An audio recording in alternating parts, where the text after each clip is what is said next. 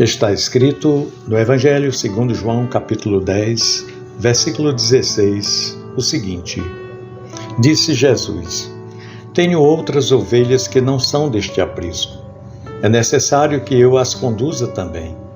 Elas ouvirão a minha voz e haverá um só rebanho e um só pastor. Meu irmão, minha irmã. No ministério de Jesus, vemos uma profunda preocupação com a unidade do seu rebanho. Embora ele tenha caminhado com 12 homens, todos com suas falhas e limitações, Jesus sabia que o reino de Deus não se restringia a esse pequeno grupo, mas se expandia para além das fronteiras que eles imaginavam. A sua visão do reino era muito mais ampla do que a dos discípulos, que muitas vezes se viam como os únicos legítimos representantes de Deus na terra. A revelação de que o rebanho de Jesus seria composto por muitas outras ovelhas de diferentes apriscos foi uma lição crucial que ele tentou ensinar aos seus seguidores. Os discípulos de Jesus, em seu caminhar com ele, estavam sempre imersos em questões de poder, de posição, de identidade. Era natural para eles a busca por reconhecimento, muitas vezes questionando quem seria o maior entre eles. Eles não podiam compreender que o reino de Deus não estava ligado a status, a poder ou a domínio, mas a uma transformação interior através da graça de Deus.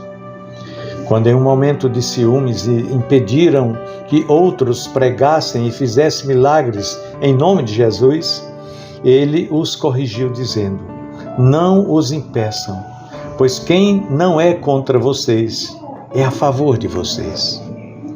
Essa resposta de Jesus foi uma lição de humildade, lembrando-os de que o reino de Deus não estava limitado a um pequeno grupo de escolhidos e que a graça de Deus transcendia a barreiras humanas de compreensão.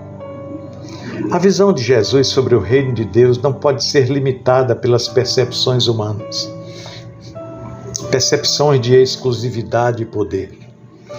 Ele estava revelando um reino universal, onde muitas pessoas de diferentes culturas, nacionalidades e histórias seriam chamadas para seguir a sua voz. A graça, como ele a entendia, não conhece barreiras. O apóstolo Paulo mais tarde enfatizaria isso quando ensinou que não havia mais judeu nem grego, escravo nem livre, homem nem mulher, pois todos eram um em Cristo Jesus. A graça divina que nos escolhe sem olhar para nossas virtudes ou méritos, quebra as fronteiras de exclusão e abriga todos aqueles que ouvem a voz do pastor. A tentação dos discípulos era de entender o reino de Deus à luz de suas próprias experiências e expectativas.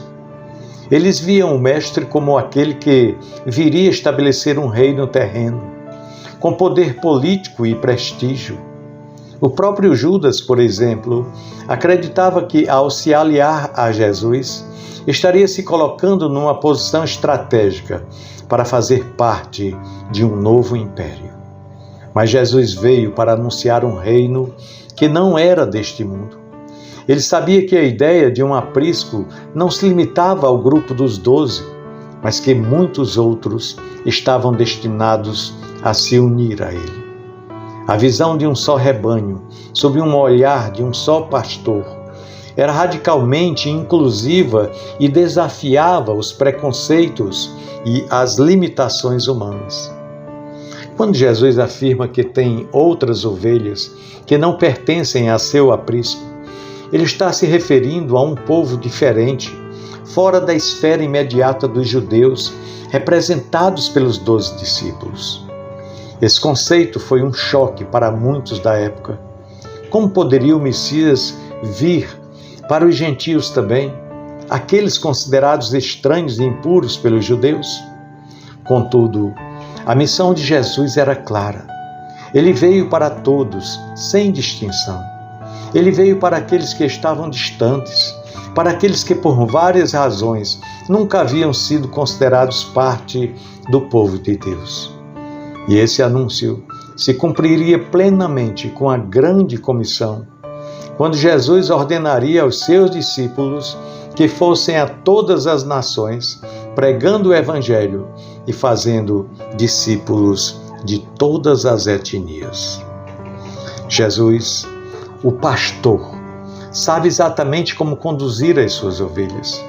Ele conhece cada um de nós profundamente. Ele sabe das nossas fraquezas, dos nossos medos e das nossas limitações. Mas, acima de tudo, Ele nos guia com amor, com paciência e com graça. Quando nos afastamos, Ele nos busca.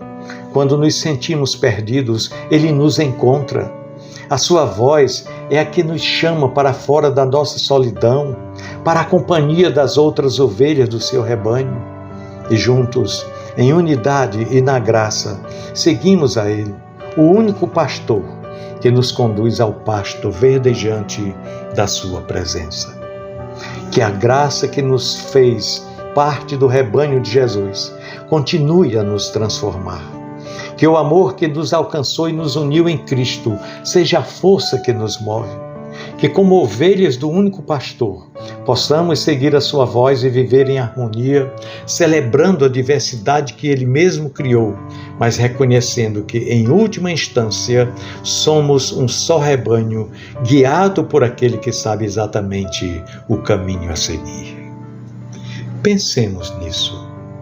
No amor de Cristo. Amém.